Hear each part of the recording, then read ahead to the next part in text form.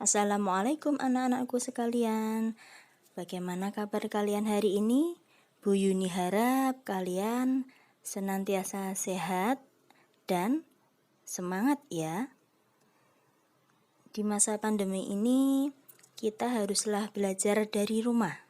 Meskipun dari rumah tetap harus semangat, belajar kapanpun dan belajar dimanapun bersama siapapun. Untuk pembelajaran matematika kali ini, kita masih membahas mengenai bab pertama, yaitu tentang bilangan berpangkat, bentuk akar, dan logaritma. Nah, untuk kali ini kita akan mempelajari mengenai bentuk akar. Apa saja yang akan kita pelajari hari ini? Yuk stay tune ya. Simak penjelasan dari Bu Yuni. Baiklah anak-anak, kita akan membahas mengenai bentuk akar ya. Yuk simak baik-baik materi tentang bentuk akar. Nah, apa saja sih submateri yang akan kita pelajari di bentuk akar ini? Yang pertama adalah definisi dari bentuk akar. Yang kedua adalah menyederhanakan bentuk akar. Yang ketiga, mengoperasikan bentuk akar, dan yang keempat adalah merasionalkan penyebut. Oke, yang pertama mengenai definisi. Definisi dari bentuk akar adalah akar dari sebuah bilangan real positif yang hasilnya merupakan bilangan irasional. Apa itu bilangan irasional? Bilangan irasional adalah suatu bilangan yang tidak dapat dinyatakan dalam bentuk pecahan.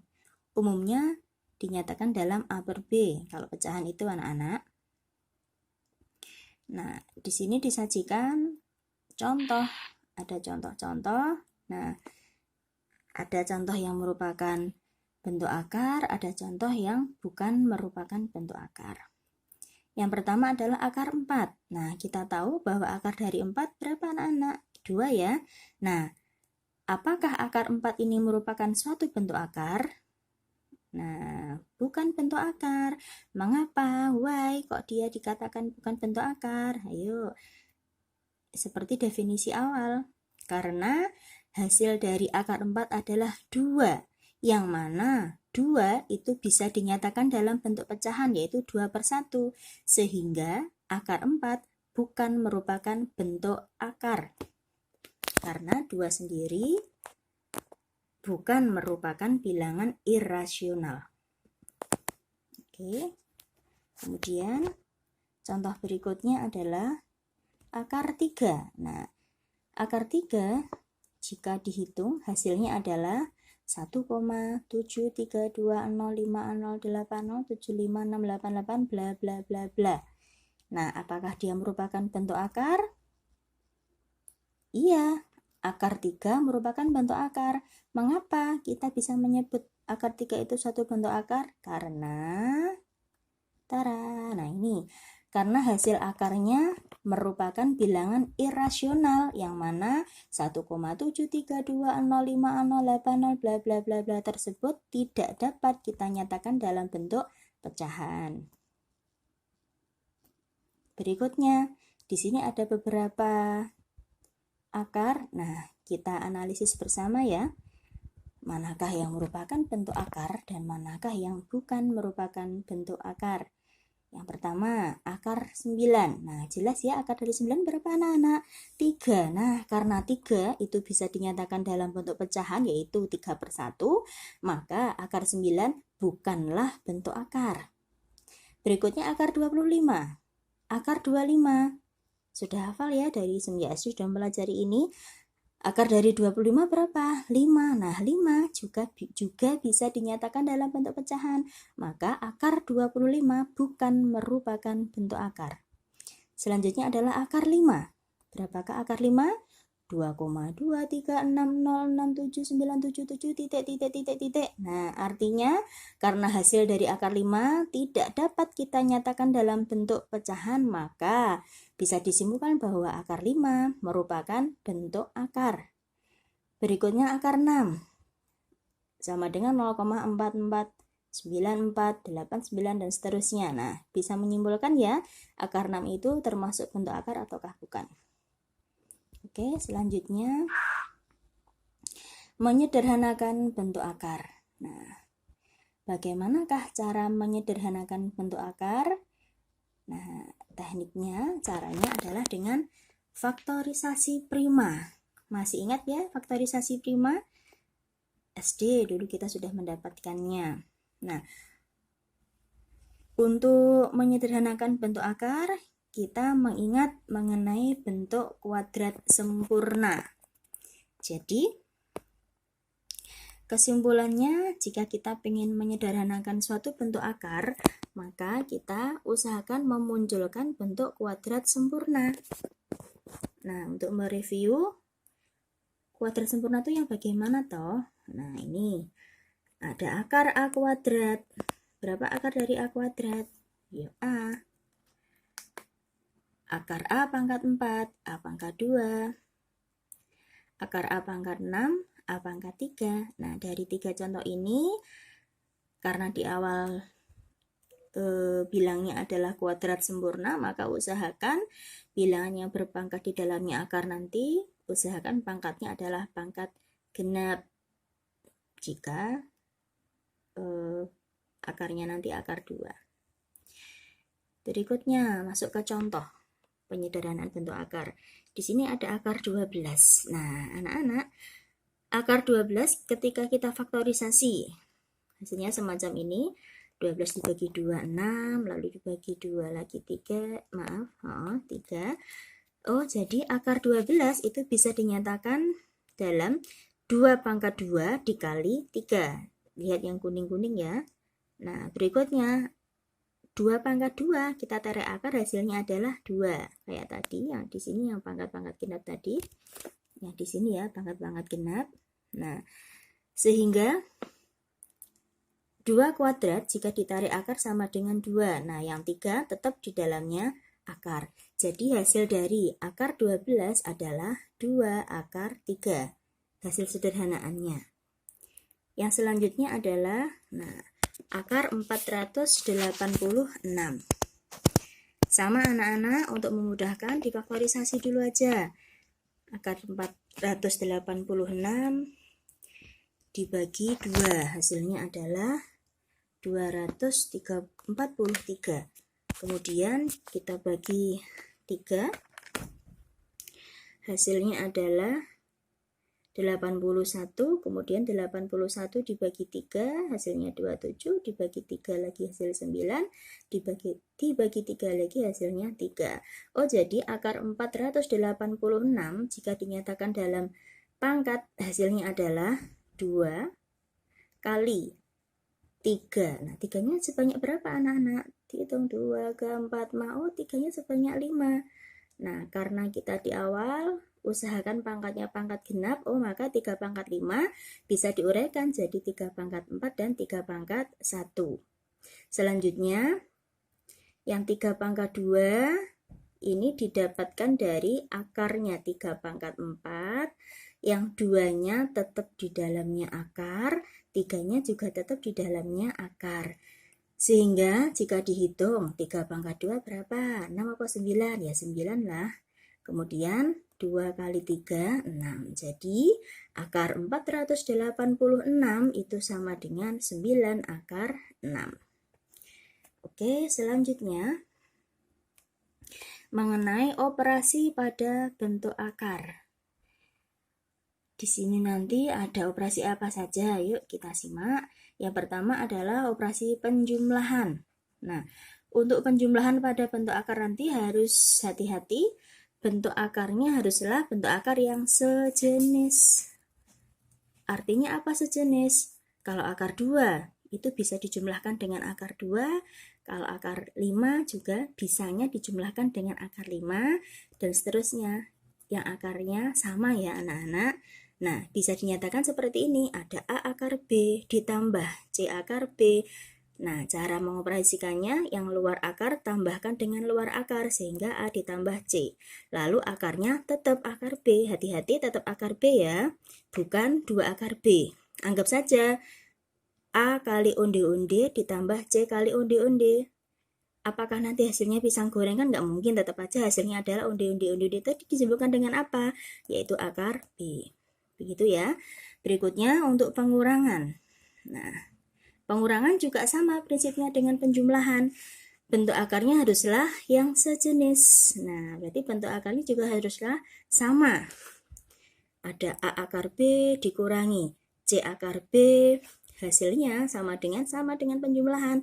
Yang kita hitung yang luarnya dulu, A dikurangi C hasilnya berapa.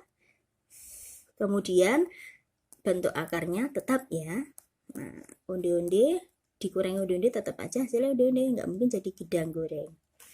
Oke, yang berikutnya adalah perkalian. Nah, untuk perkalian pada bentuk akar itu bentuk akarnya sembarang.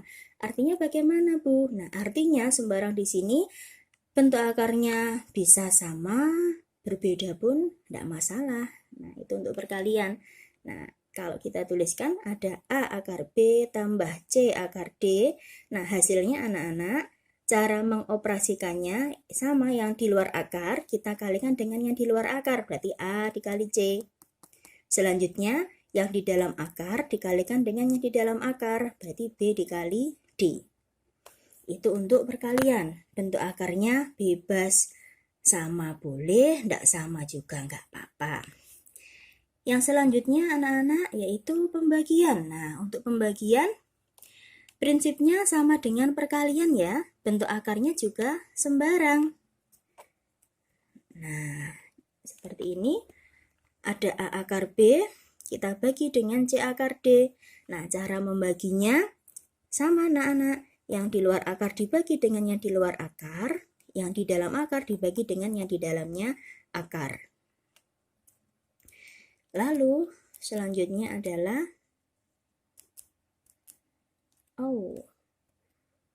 selanjutnya ya. Nah, ini perkalian bentuk akar kembar. Di sini bilangnya kembar, berarti pastilah bentuk akarnya sama.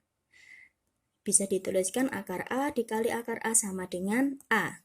Jadi andaikan kalau ada akar B dikali akar B, jadinya adalah B.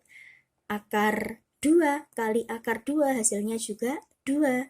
Akar 3 kali akar 3 sama dengan 3. Akar kotak dikali akar kotak berarti hasilnya apa anak-anak? Ya kotak. Akar cinta dikali akar cinta hasilnya ya cinta. Nah, kita belajar matematika dengan cinta. Baiklah, itu untuk operasi pada bentuk akar, berarti ada 5 ya. Hati-hati untuk penjumlahan dan pengurangan, bentuk akarnya wajib sejenis, wajib sama-sama akar 2, sama-sama akar 3, dan seterusnya. Kalau perkalian dengan pembagian bebas ya, boleh sama, boleh beda. Lanjut, yang berikutnya adalah mengenai, nah, masuk ke contohnya, contoh operasi. Di sini ada contoh soal. Hasil dari 2 akar 3 ditambah 5 akar 3. Nah, dilihat ini penjumlahan. Kalau penjumlahan tadi syaratnya bagaimana agar bisa dijumlahkan? Oh, syaratnya bentuk akarnya kudu podo, harus sama. Nah, dilihat sama tidak? Sejenis tidak? Oh, sejenis, sama. Berarti kita bisa menambahkannya. Oke, next. Perhatikan. Nah, yang ditambahkan adalah bilangan pengalinya akar, berarti 2 dengan 5. Berapa 2 ditambah 5? Oh, 2 tambah 5, 7. Akarnya bagaimana anak-anak? Ya tetap akar 3, sama baik tadi, onde-onde tambah onde-onde hasilnya ya panggil onde-onde, tidak mungkin jadi gedang goreng ya. Oke, yang selanjutnya adalah nah ini 2 akar 5 tambah akar 2 dikurangi 6 akar 5. Nah, hati-hati ini ada penjumlahan, ada pengurangan, dan dicek dulu mengenai bentuk akarnya. Sama ataukah beda? Oh, ternyata ada yang sama, ada juga yang beda. Berarti langkah pertama untuk pengerjaannya. Nah, untuk langkah pertama kita kelompokkan dulu saja yang bentuk akarnya sama, biar nggak ribet. Nah, ini saya buat urutannya 2 akar 5, kemudian yang negatif 6 akar 5 saya dahulukan, kemudian akar 2-nya kita taruh belakangan. Selanjutnya, penjumlahan pengurangan yang bisa dioperasikan adalah yang bentuk akarnya sama, bentuk akarnya sejenis. Akar 5 dengan akar 5, oh sejenis, sama, berarti bisa dikurangkan. Tergantung operasinya ya, dikurangkan atau ditambahkan. Yang ini kebetulan dikurangkan, berarti 2 dikurangi 6, akarnya tetap akar 5, lalu ditambah akar 2. Oke. Selanjutnya ini dihitung anak-anak, 2 kurangi 6 berapa? Negatif 4, akarnya tetap akar 5, lalu ditambah akar 2. Ada akar 5, ada akar 2, ditambahkan. Bisa dioperasikan apa tidak? Ya tidak, karena mereka tidak sejenis, berarti harus terpisahkan. Tidak boleh bersama ya. Selanjutnya, contoh yang ketiga. 7 akar 5 dikali akar 2. Sama dengan, nah di sini karena ini adalah perkalian, berarti nanti bentuk akarnya bebas ya, boleh sama, boleh beda. Kemudian cara mengalikannya, yang di luar akar dikalikan dengan yang di luar akar, berarti yang pertama yang di luar akar adalah 7. Kemudian yang di dalam akar dikalikan dengan yang di dalam akar. Nah, yang pertama adalah 7. Dikalikan dengan yang di luarnya ini berapa kalau tidak tertulis? Pasti 1 ya. Berarti 7 kita kalikan dengan 1. Kita tuliskan di sini. Akar. Nah, akarnya kita kalikan 5 dikali akar 2. Jadinya 7 akar 10. Yang selanjutnya, pembagian. 12 akar 15 dibagi 3 akar 5. Nah, untuk bagian sama ya dengan perkalian, yang di luar dengan yang di luar, yang di dalam dengan yang di dalam. Yang di luar 12 dibagi 3, berapa anak-anak 12 dibagi 3? 4 dong. Kemudian akar 15 dibagi dengan akar 5, berarti 15 dibagi 5, 3, jadinya 4 akar 3. Contoh berikutnya adalah 5 akar 7 dikali 2 akar 7. Nah, mengalikannya sama ya, prinsipnya perkalian. Kalau perkalian bebas, mau akarnya sama, mau akarnya beda, tidak masalah. Mengalikannya yang luar dengan luar, berarti 5 kali 2, 5 kali 2. Kemudian kayak tadi, akar cinta kali akar cinta, hasilnya apa aja? Cinta. Akar kotak kali akar kotak, hasilnya apa aja? Kotak. Berarti kalau ada akar 7 dikali akar 7 sama dengan 7. Jadinya 5 kali 2 dikali 7. 10 kali 7, 70. Oke, selanjutnya, nah ini ada soal di handphone kalian. Ada 3 akar 50 tambah 4 akar 2 dikurangi akar 2. Nah, di sini terdapat akar 50. Oh, akar 50 bisa kita sederhanakan pakai yang tadi ya. Nanti kalau lupa, yuk review bersama. Nah, 50 jika difaktorisasi jadinya adalah 50 dibagi 2, dapatnya 25, kemudian 25 dibagi 5 hasilnya adalah 5. Atau misalkan sudah mahir, langsung aja 50 itu berapa kali berapa toh? Nah, usahakan salah satunya itu adalah kuadrat sempurna. Oh, ternyata misalkan gini, 50 itu 5 akar 10. Nah, dicek apakah 5 kali 10 misalkan. 5 apakah kuadrat sempurna? Bukan. 10 pun juga bukan. Oh, berarti selain 10 kali 5. 50 bisa 25 kali 2. 25 adalah kuadrat sempurna. Nah, berarti bisa ditarik akarnya nanti ya. Terus yang ini tetap, ini juga tetap. Selanjutnya, kita hitung hasilnya. Nah, di sini ada akar 25. Jika ditarik hasilnya adalah 5. Akar 2-nya tetap, ini juga tetap, ini juga tetap. Dihitung 3 kali 5 berapa? 15. Akar 2 ini tetap. Nah, berikutnya muncullah penjumlahan pengurangan, di mana bentuk akarnya sama. Oh, berarti bisa dioperasikan, bisa dihitung. Yuk, berarti yang di luar dengan yang di luar, berarti 15 tambah 4 dikurangi berapa kalau nggak ditulis ya? 1. Oke, berarti 15 tambah 4 kurangi 1.